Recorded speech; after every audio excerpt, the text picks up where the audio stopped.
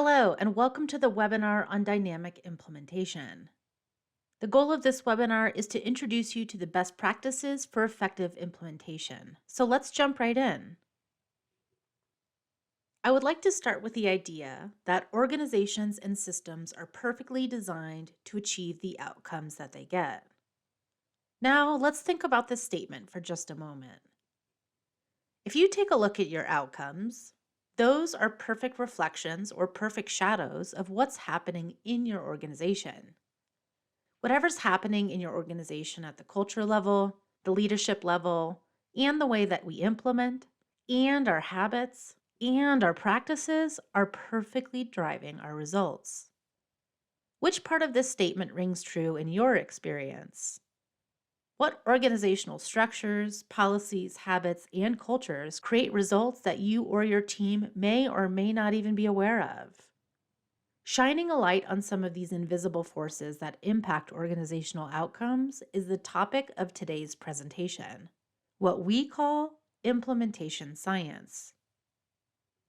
In its most basic form, implementation means to try or use something new. This is why we use implementation as a verb, not a noun, to describe the dynamic activities and the process of implementation that create the conditions and support necessary to do something new. Because implementing new things requires changing something that we're doing, and because we're humans and change can be difficult, implementation efforts can go off the rails when we're not intentional and do not expect the real challenges that come from asking people to change the way that they do things. Implementation science is about the activities that we can do on purpose to be intentional about implementation and not leave our outcomes to chance. Typically, when we go to implement something, whether it be a new program, practice, policy, or strategy, we spend a lot of time on the front end planning. And when the plan goes into action, all types of real-world forces come into play, which we may not have anticipated or planned for. Leadership changes, employee turnover, resource limitations, staff or stakeholder resistance, competing priorities, or even pandemics. Implementation science strives to understand the elements and conditions that ensure effective practices are successfully carried out in real life with real impact on real people. This cartoon highlights that implementation is not about what we're doing, but about how we're doing it. How we operationalize good practices to see the outcomes that we expect. In this cartoon, you see two gentlemen talking. There's a gobbledygook math equation on the left that represents our innovation or our best practices, and there's another gibberish math equation on the right that represents our outcomes or our results. Then in the middle, you see that we're expecting a miracle to happen. That miracle represents how most organizations implement change. The idea here is that we have to be more specific and intentional in how we implement change. Crossing your fingers and hoping for a miracle won't get you far. Intentional implementation is most often the difference between organizations that flourish and those that fizzle. Understanding which parts of your program have the most impact, why it works, and how it's operating is critical when you want to innovate, grow, and show outcomes. To provide consistent positive outcomes over time, organizations must be focused on how they're implementing their programs and services in the communities that they serve. From hiring the right people, to building a management team that supports coaching and feedback, and using data to make decisions, the organizational leadership must be paying attention to the actual implementation of the program or innovation itself. Here's what we know from the research. Implementation is hard, and change, generally speaking, fails at a very high rate. Regardless of whether the change is coming from the top down, such as mandates, legislation, or top-down leadership directives, grassroots change from the bottom up, or through critical mass, this data collected by Harvard demonstrates a 70% failure rate. This means that most of our best efforts do not work as we intend, and the results can be burnout, staff disengagement, and cynicism that nothing works to make real change. People-dependent change efforts have an even higher failure rate. In fact, 80 to 90% of change efforts never get fully implemented. These new programs and efforts are unlikely to show long-term outcomes for people because they were actually never fully implemented to begin with. We try a lot of different strategies when we go to implement something new. Maybe we disseminate information through emails and messaging campaigns. Perhaps we launch new training so staff and stakeholders can learn about the new project or initiative. Maybe policymakers pass new legislation to mandate new practices and change initiatives. Maybe new grant funding becomes available to try new initiatives to solve complex problems. Or organizational growth requires a reorganization to make room for more change. While all of these strategies are well-intended, on their own, these methods only affect long-term change 5 to 15% of the time. Rather than leaving implementation to chance, implementation science provides a roadmap to increase the odds that we achieve the outcomes that we're after.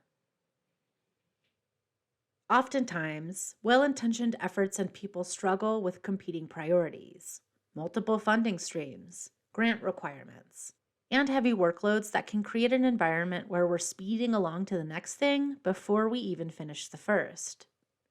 Implementation takes time, focus, and intentionality. Different stages of the process require different activities. Understanding that implementation is a process allows you to anticipate and prevent issues which predictably arise. Let's take a look at the stages of implementation that can take 5 to 7 years of intentional effort to reach sustainability. The first stage is exploration, a stage where an organization spends time studying the extent to which the new thing fits with the organizational goals, values, and culture. This process can be skipped by many organizations if the innovation is mandated by legislation or driven by grants, funding, or other trends. In the installation stage, organizations begin technically implementing a new process. This stage begins when the decision to move ahead has occurred. Here, a new process exists because we say it does. Without intentional effort, it doesn't necessarily mean that anything has actually changed in practice. It's also easy to overlook this stage because it requires building staff competencies in new areas, identifying and removing barriers that may emerge when doing something new, like conflicting policies, practices, and values. During initial implementation, people start using the new thing in practice, and with this comes the need for intensive coaching and feedback to help people navigate the discomfort of growth and change.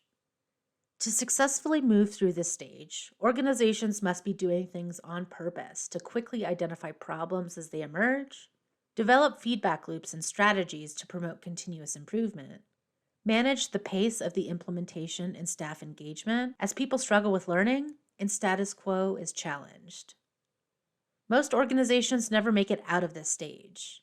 People get distracted by other priorities, and usually efforts halt here before they look at or measure quality and fidelity to the model itself. In full implementation, the new thing becomes the thing that you do. And as people skillfully implement the new practice, organizations begin to see the outcomes are achieved. Once people develop mastery, they can innovate on the model, identify the most impactful activities to scale effectively, and develop efficiencies.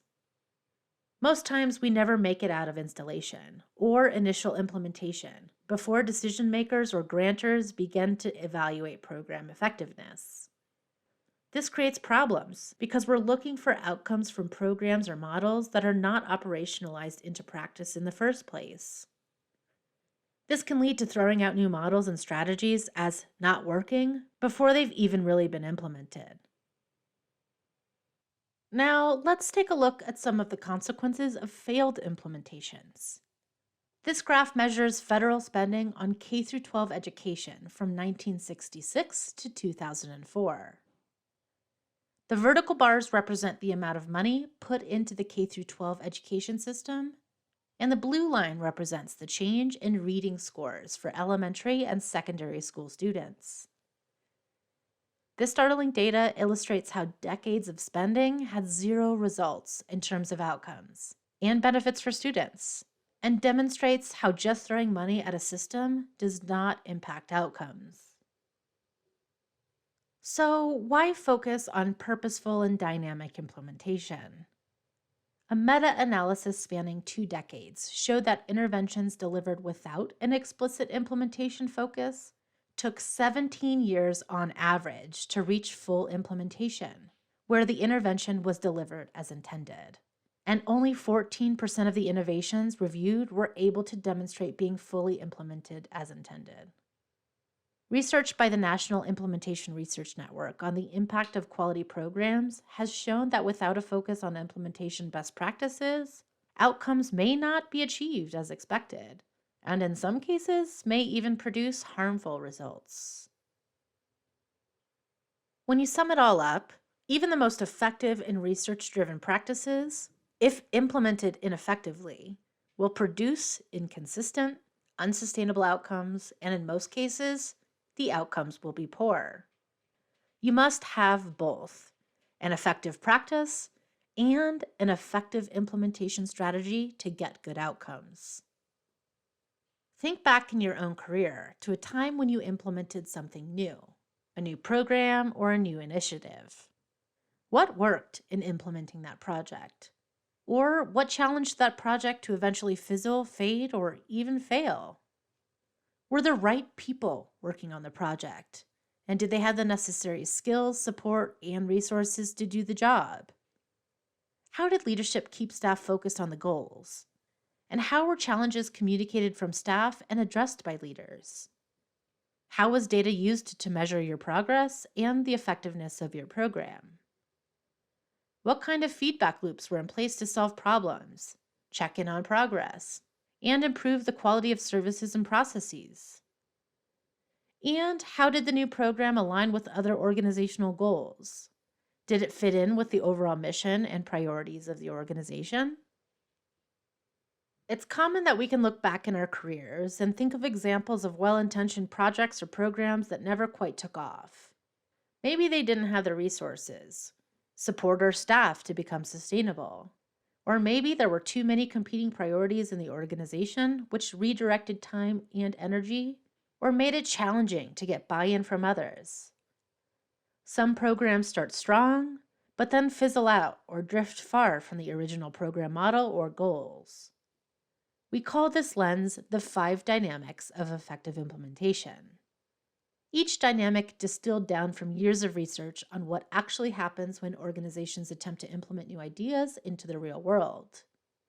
The dynamics include people, data, culture, leadership, and feedback, and they emerge as critical to the adoption, use, and sustainment of new programs and innovations. Using the 5 dynamics can help us ask the right questions to ensure that we're solving the right problems when implementation gets tricky, leveraging our strengths, and planning ahead for any struggles. Let's start with people. Implementing new things often requires people to change what they're doing, how they see an issue, how they approach their day-to-day work, or maybe stretch their thoughts and beliefs about an issue. While change can be exhilarating if you're leading it, it can feel pretty exhausting if you perceive that it's happening to you. It can also involve feelings of loss of mastery over the way you've always done things, loss of competency as new initiatives require new skill sets, or loss of relevance, that our roles and jobs may not be as meaningful in this new context. For all of these reasons, if you can only focus on one thing, your people are worth your time, resources, and energy. The people dynamic requires us to think, to what degree are the right people working on the project? What's required of staff who are charged with implementing this new program? What skills are required to do the work? What sorts of relationships do they need to build? What actions do they need to carry out? And what decisions do they need to make? What mindset do they need to bring to the work? And what type of support does the organization need to provide for staff to be successful in the new ways that they work? All of these questions are important considerations when approaching your staff selection, hiring, onboarding, and staff development from an implementation perspective. Because changing the way that people do work is hard, it's important to be intentional about who we select and hire to accomplish the outcomes that we desire in the future. This means being thoughtful that the people are aligned with the organization's mission and values and have the mindsets and habits that we need to reflect the future state that we're aiming for. Onboarding is predictive of staff engagement and retention. It can be powerful to create belonging and purpose, or it can undo everything in your interview process by showing people that this is how it really is around here. Have you ever started a job really excited and then on your first day you were told to shadow a veteran employee who was burnt out, cynical, or maybe even disengaged? How did that impact your experience with your new position and the vision for your work? What implicit messages are sent about what's important, the way things work, and the organizational culture? All organizations face common challenges when it comes to onboarding. Many organizations don't have any formal onboarding process to begin with. They find themselves just winging it, or maybe providing a manual or a binder of policies and procedures and letting the new hire loose.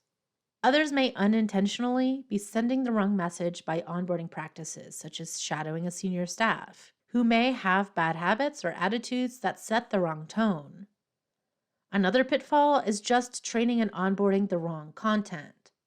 Maybe the majority of the job requires talking to people, yet onboarding is exclusively about writing reports and data entry, rather than communication expectations and strategies. Beyond hiring and onboarding, the people dynamic also attends to the ongoing training, coaching, and development of employees. This includes how we integrate performance feedback into our development process, who we're selecting to promote into leadership roles, and how we support them to be successful. Think through your own hiring and selection process. What are the qualities that are hard to teach that will make someone successful in the position and organization? Let's say you need employees who are open to receiving feedback and are coachable. How would you screen and assess for that quality? How could you use behavioral interview questions, skill demonstrations, and real-world experience to observe and assess the right match for your organization? Further, what feedback loops do you have in place to measure the degree to which your hiring processes are getting you the people that you need? Do you complete exit interviews? Do you regularly get feedback from your new hires and hiring managers to improve the process? Who might you be excluding, even unintentionally, from your recruitment and hiring process? All of these considerations are the work of the people dynamic in implementation. The next implementation dynamic is data. Data is something that we can be saturated in. We can have data overwhelm, and it matters what we're measuring. Are we just widget counting outputs and checking boxes, or are we collecting meaningful data that can tell us about quality measures, how things are happening in practice to give us information on how we can get better at doing what we're doing? Implementation data should provide feedback and improve the quality of service delivery.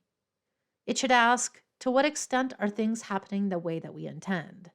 And this is about fidelity, an important metric that helps to paint a picture of how impactful our implementation is itself. Fidelity refers to the degree of match between the program model or curriculum design and what actually happens when delivered in practice. When starting new programs, it's common that over time, people and organizations begin to adapt the program to fit their needs and structure. Understanding what parts of a program work and what parts do not can help an organization understand which components they can adapt and which they need to stick to with fidelity.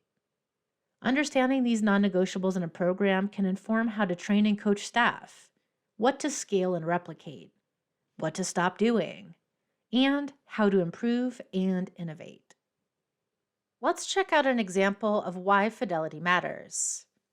In this example, Washington State funded an innovation called Functional Family Therapy, or FFT for short, in 25 sites throughout the state, and found a 22% recidivism rate for those sites that used FFT.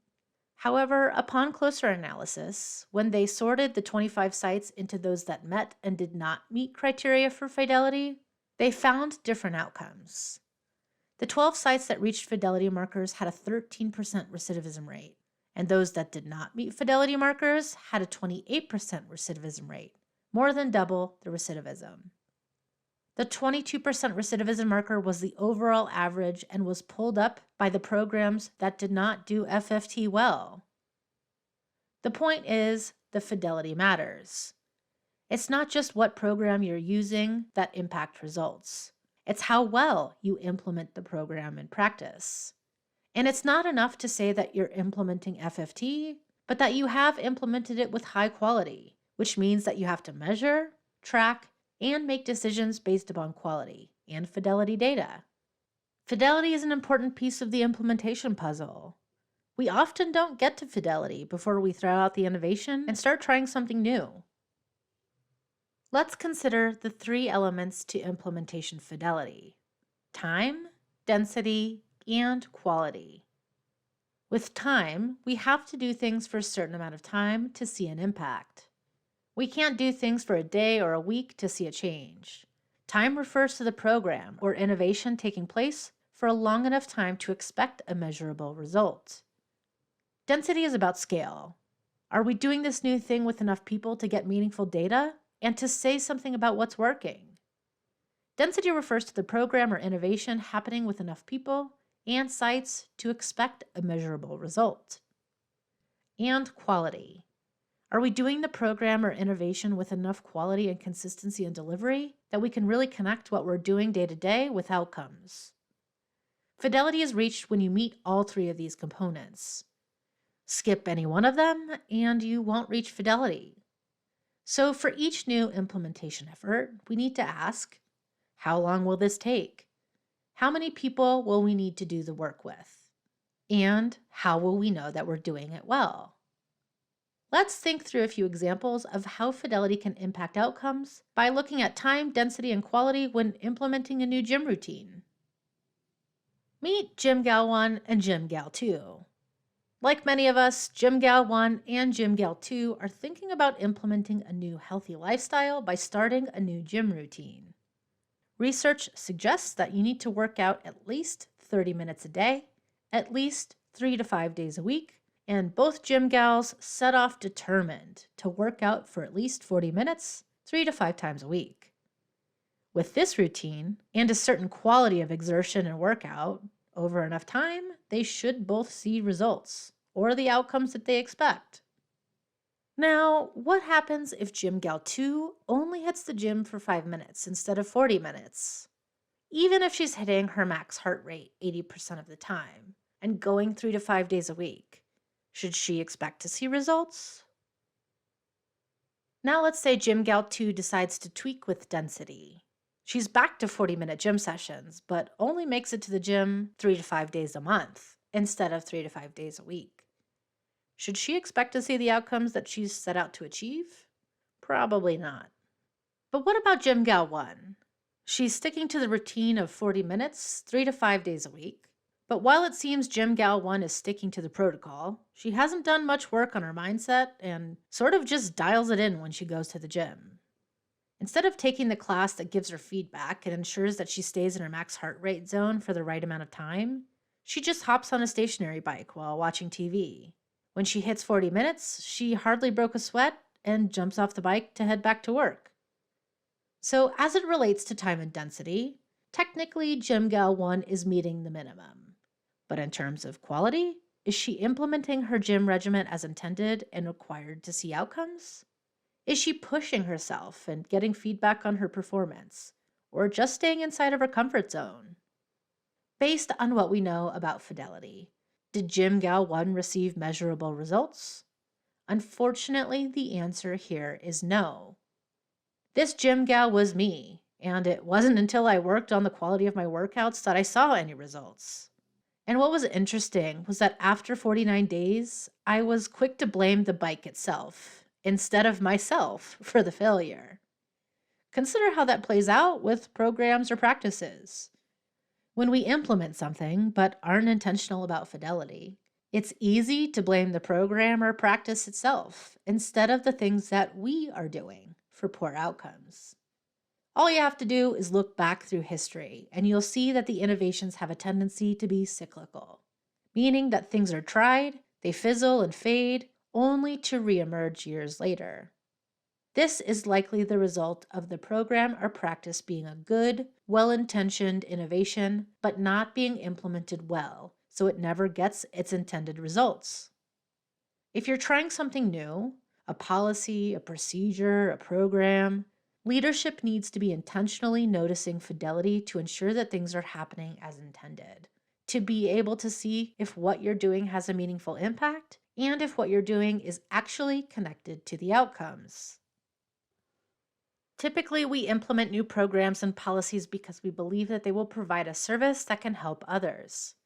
Whether they're based on evidence, a best practice, a particular model, data, or our best intentions, we design and implement programs and strategies to look and be experienced in a particular way. Fidelity is a process of measuring how our programs and services are being delivered so that we know whether they're being implemented and performed as intended. Too often, we make assumptions about whether things are working and if they're being delivered as intended. Those assumptions can drive program decisions that you're making based on concrete data about program delivery and impact. Implementation science supports the work of people with innovative ideas to realize socially significant outcomes. This requires a clear model where people benefit from high fidelity use of the innovation. Fidelity starts with being clear about what it is that we are actually implementing and being able to translate this across an organization. Developing your own fidelity measurement tool can help you to be certain that programs and services are being delivered the way that you intended. In order for this to happen, innovations must be operationalized so that they're teachable, learnable, doable, accessible, and scalable in practice. Getting clear and defining the innovation model is the first step. This process includes collective understanding of 1, having a clear program model, or being able to define and communicate what it is that we are asking people to do and why. 2, having a clear description of the essential functions that define the innovation, or what daily activities have to happen to be able to say that the innovation exists in practice. 3, identifying the core activities that allow an innovation to be teachable, learnable, and doable in practice, and promote consistency at the level of actual service delivery. And 4, measurement, or a practical assessment of the performance of providers who are using the innovation for learning and feedback. The data dynamic is a crucial implementation component, and the benefit of looking at the 3 elements of fidelity are many. It can help build your program model and non-negotiables so that you know where to focus, what questions to ask, and where to put your resources. Using fidelity tools can help support staff development, so that way they know what the most impactful practices and elements of their work are, and align staff training with the skills needed to do the implementation. Fidelity tools can also guide what you measure so that you can implement well, track adherence to core components, quickly improve quality, and eventually grow and replicate. It cannot be stressed enough that you need a way to collect, store, and analyze all of this important data. A data system that will help you paint a picture of what's really happening in your organization. What you measure matters. We'll also be sharing a tool with you to help you measure your implementation progress, so more to come there. There are a few framing questions to ask yourself to help you get started on developing your own implementation capacity around the data dynamic. What data do you currently have that could serve as a baseline? Are we documenting and measuring what we're actually doing? What does success look like? How is quality defined, and what does it look like in practice? How will you measure frequency or dosage? How will we know if our efforts are working? And what are some signs that we will see that things are moving in the right direction? What can we do to post-measure our efforts? How long will we collect data before we make changes to the process? Who will be responsible for tracking the data and how? And last but not least, how will we share data in a meaningful way? We'll revisit some of these at the end of the webinar, but for now, let's move on to the next implementation dynamic. The next implementation dynamic is organizational culture. When we talk about culture, we're referring to the behavioral norms and expectations that exist within an organization. This includes its personality, its habits, its values, its boundaries, and even its feel. This is commonly described as the way things are done around here. Organizational culture directly impacts the choices that an organization is willing to make to bring people, processes, and policies in line with implementation strategy. Organizational culture is often invisible to the people on the inside and can be a powerful driver in implementation progress or lack thereof. If you have an amazing strategy and nothing seems to gain traction, you probably have a culture challenge, and this is because culture is always upstream from strategy. Organizational culture is possibly the most important of the implementation dynamics. It requires us to step back and ask ourselves, to what degree is our organizational culture aligned with the innovation itself, to change in general, and to effective implementation strategies? When people, processes, policies, and hidden attitudes, norms, and habits are not aligned with implementation goals, this typically indicates a culture challenge. Let's take a look at organizational culture as an equation. Organizational culture is inputs, or people, habits, and the rules, plus the mindset of those people, or their beliefs, attitudes, and values, raised to the power of dialogue and interaction. The equation highlights the importance of the people within an organization and how their mindsets as well as their habits become what's talked about, and creates models of interaction that recreate and reinforce organizational culture every day, all day long. Think about what people talk about in the break room. This dialogue and interaction can quickly shape the habits and mindsets of employees and becomes how it is around here. Many habits and mindsets support an implementation effort and are likely exhibited by the champions of the initiative or the innovation. Unfortunately, fear, uncertainty, and resistance are powerful emotions that are contagious.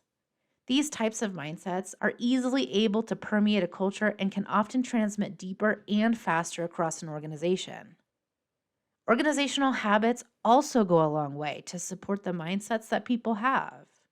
If an individual is used to doing work in a particular way, proposed changes might trigger feelings of loss and questions of competency, causing them to hold more strongly to the status quo. Irrelevance is the number one shame trigger in the workplace and is brought on by the fear of the unknown and can quickly transform into a disengaged workforce. This equation also sheds light on perhaps the most important tool for culture change, which is dialogue. If you're not talking about your organizational culture and doing something on purpose to create it, it's happening anyway and may be getting in the way of your implementation. This is why a culture change best practice is overt, ongoing, and candid dialogue in hallways, break rooms, coaching sessions, meetings, and new hire interviews about your current and desired culture.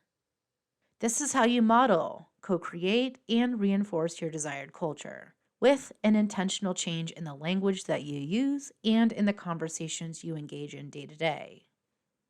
For example, take a step back and think for a minute about your current organizational culture. Imagine the words risk, failure, or trial and error.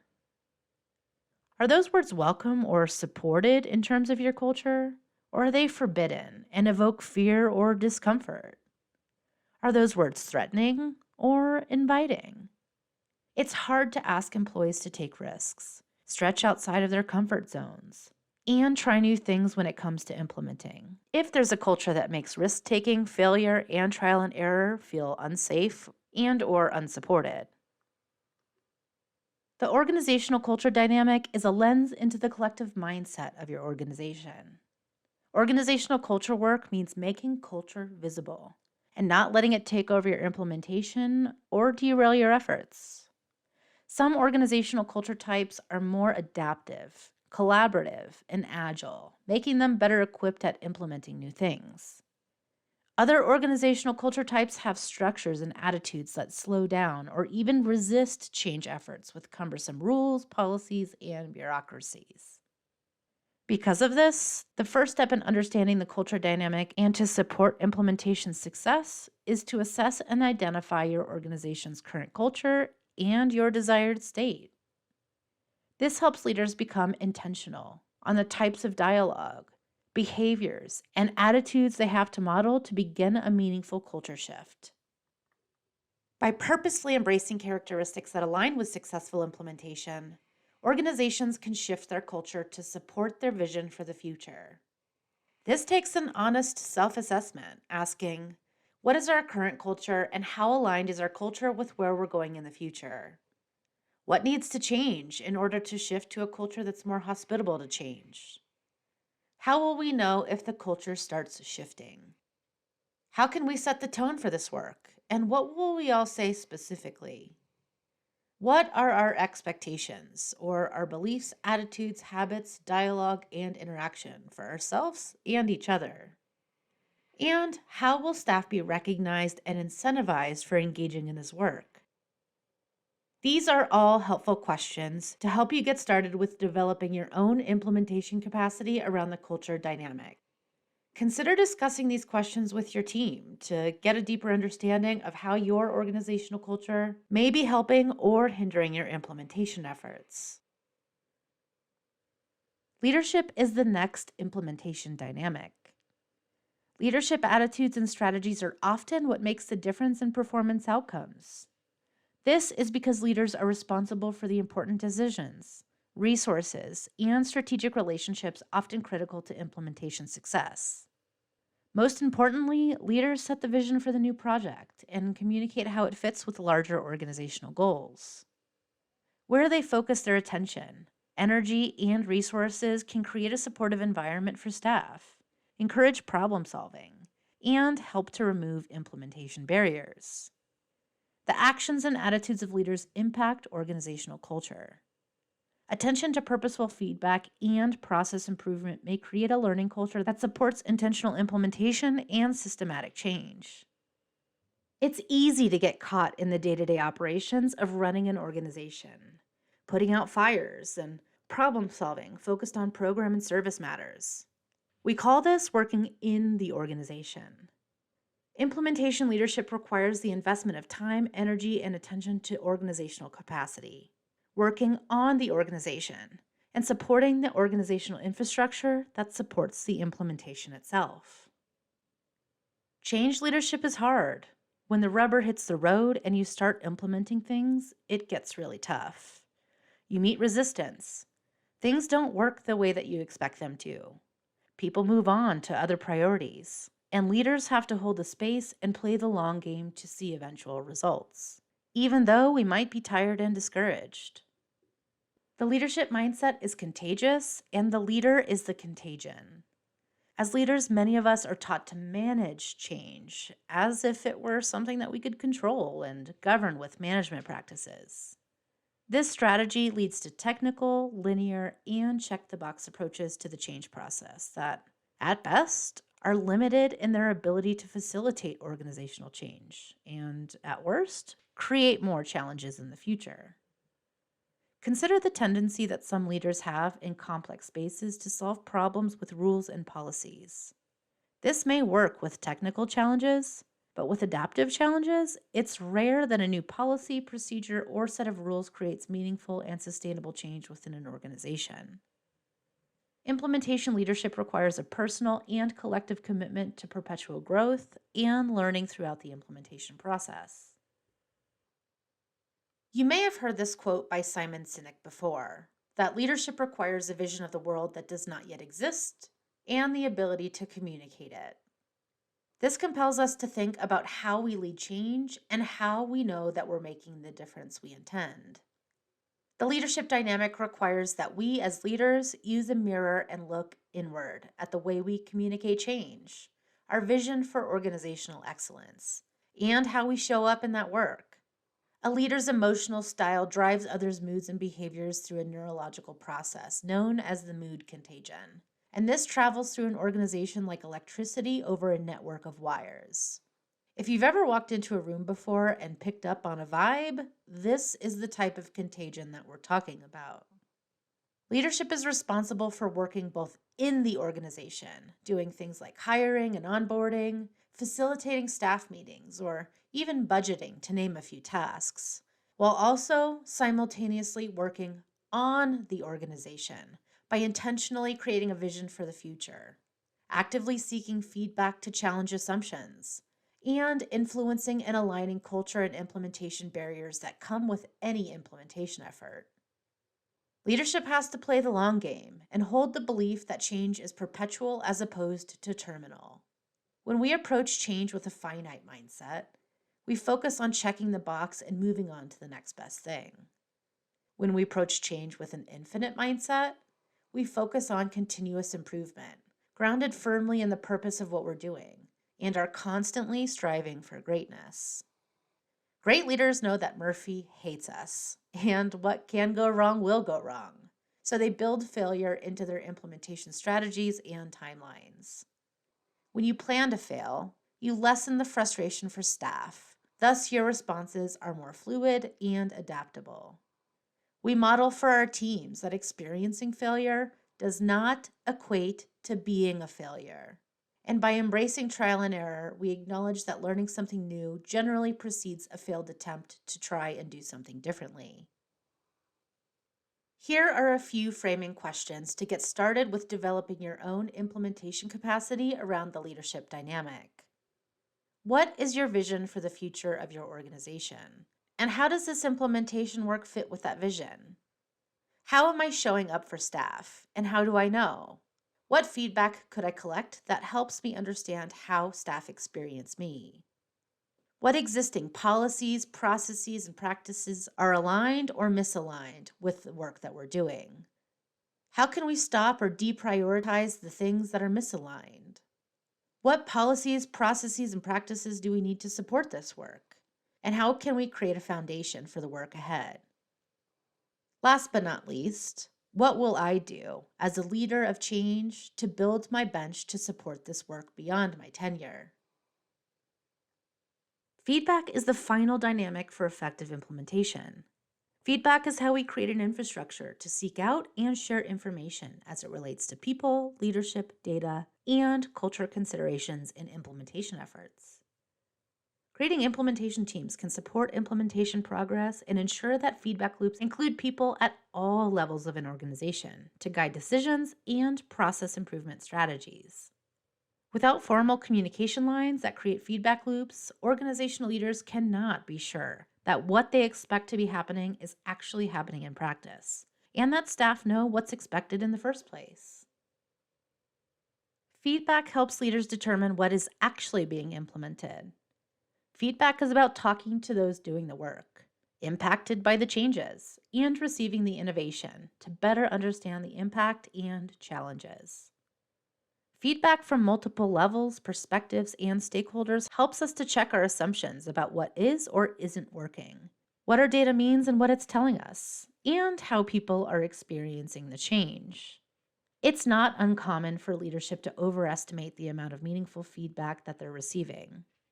Without consistent and intentional effort, leaders can become insulated from the type of feedback that leads to learning and improvement cycles.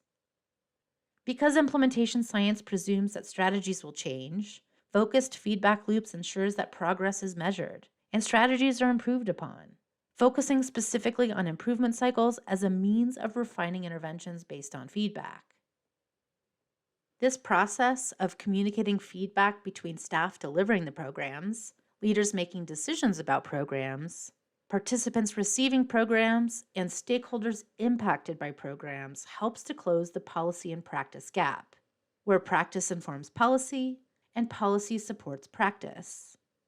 Incorporating feedback into daily practice is what makes an organization a learning organization. Feedback can come from many places, from participants, assessments, staff surveys, from training and coaching evaluations, fidelity tools, and program data. Feedback provides new knowledge about the work that we do. Feedback asks, how are the people delivering and receiving the innovation being impacted? Is what we're doing helpful and making a difference? What's working? What are we missing? And what might be some unintentional outcomes of our efforts? All of which can support implementation teams, leadership, and organizations to continuously improve. Implementation teams are a science-driven approach to implementation, improving the likelihood that programs and innovations get fully implemented to begin with. The research is clear. Implementation efforts without teams only reach full implementation 14% of the time over 17 years. Whereas implementation efforts with teams reach full implementation 80% of the time in only 3 years. Implementation teams can help an organization create an infrastructure to implement any new idea on purpose, with a focus on results. Implementation teams leverage ideas, expertise, and multiple perspectives to distribute the work of implementation across an organization, not just landing squarely on the leader. Implementation teams can help leaders navigate the complexity of implementation and expand the voices and perspectives to solve problems and improve outcomes. It's not uncommon to get started with implementation and move on to the next effort without checking in with people impacted to see what's working, what are the challenges, and what needs to be fixed and improved upon. The most important element of an implementation team is to create feedback loops between leadership and staff in order to share valuable information about how things are really going at the practice level, and sharing information both up to leadership and downward from leadership to staff. Failing forward and learning from trial and error is a foundational concept of quality improvement. It's not enough to simply put things in place. You must look for opportunities to get good information on how things are working in practice and what adjustments could augment the impact. To do this requires feedback. Implementation teams are made up of staff and stakeholders that are motivated, knowledgeable, and empowered by leadership to work on implementation activities. Using formal and informal feedback loops, implementation teams get crucial data which can help. Some of the work includes activities in the areas of support, measurement, problem solving, and communication. They include identifying barriers experienced by staff and building support systems, coordinating training and practice opportunities to build staff capacity and needed skills, paying attention to staff engagement in the implementation process, tracking the actual progress of the implementation itself, providing a structure to quickly anticipate, identify, and solve problems as they emerge, addressing larger organizational policies and practices that may conflict with a new initiative, prioritizing operations and managing the pace of change, advising leadership on what to stop doing to make room for the new practices, and to communicate important messages in support of the new innovation across the organization. Formalizing feedback loops is also an important step for organizational leaders to become aware of who they seek out, who they listen to, and who they avoid when it comes to decision-making. We know from affinity bias research that unless we're doing something on purpose to reveal and outsmart our instincts, we typically seek out people who look, think, and act as we do. If we want our implementation teams to achieve socially significant and transformational outcomes, we must step out of the comfortable zone and engage with those who have different perspectives. Developing diverse implementation teams engaged in expanding feedback loops can ask important questions to broaden thinking, including asking, who has another view of this? Whose voice is missing? And who has more information? As with each of the other dynamics, here are a handful of framing questions to use to get started with developing implementation capacity around the feedback dynamic. How are the people receiving the innovation or services being impacted as a result of this implementation effort? What feedback would help us to know if how we're showing up at work is helping or hurting? Are we making the difference that we intended? What would be helpful to know from new staff, taking advantage of their fresh perspective? And whose perspective might be missing? Are staff receiving the support and feedback they need to understand their impact? Who is on our implementation team, seeking out intentional feedback that drives process improvement cycles? And last but certainly not least, who are we sharing feedback with to help our decision-making process?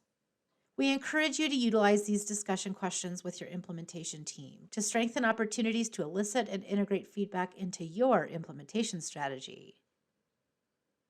We know a lot about what works to best serve individuals, families, and communities. But understanding what works is only part of the formula that leads to socially significant outcomes for people. The often neglected aspects of creating real system change are in how policies, programs, and practices are implemented. This means being purposeful and intentional, implementing in a way that addresses the 5 dynamics of effective implementation: people, data, culture, leadership, and feedback, and creating a context that supports the change over time. Without focusing on implementation, most change efforts and initiatives are destined to fizzle, fade, or be placed on a shelf only to be dusted off and tried again a few years later. The 5 dynamics of effective implementation is the first tool to guide your intentional implementation efforts. We hope that you'll continue to engage with ACJI's additional implementation tools in each of these 5 dynamics to support your team in effectively implementing innovations. Scientific and strategic implementation work requires formal tools and structured interventions to guide staff about how to do what we're asking them to do. Without tools, people are relegated to their best guesses and their own agendas, which can work against guided and active implementation. These tools and implementation activities are, in and of themselves, interventions for implementation. They're designed to prime leadership, to signal priorities to staff, and to develop language to inform and create applied implementation habits at work. In a moment, once we've finished here, and knowing what you know now, reflect on one thing that you would like to bring forward in your work from the 5 dynamics of effective implementation. And as you might be able to guess, we have a tool to help you narrow down your focus that I would like to introduce you to. In preparation for the upcoming Community Implementation Essentials Live virtual 5-part training series, we would like you to take some time to review and work through the Dynamic Implementation course handout that you received. Simply put, this handout contains an outline to help identify your implementation capacity strengths and gaps in each of the 5 dynamic areas. Work through each page of this handout and start to think about your organization and what you do best. Read through the capacity building target areas and identify whether you think your organization has this component down or if this is an area where you could use a little work. In the upcoming live training series, each week we will be diving deeper into each of the 5 effective implementation dynamics. So please make sure to work through this handout to get you prepared for the upcoming live sessions. We're looking forward to learning and growing with you in the training series to come. And we'll see you on Zoom very soon. Thanks for tuning in to the Dynamic Implementation webinar. Take care.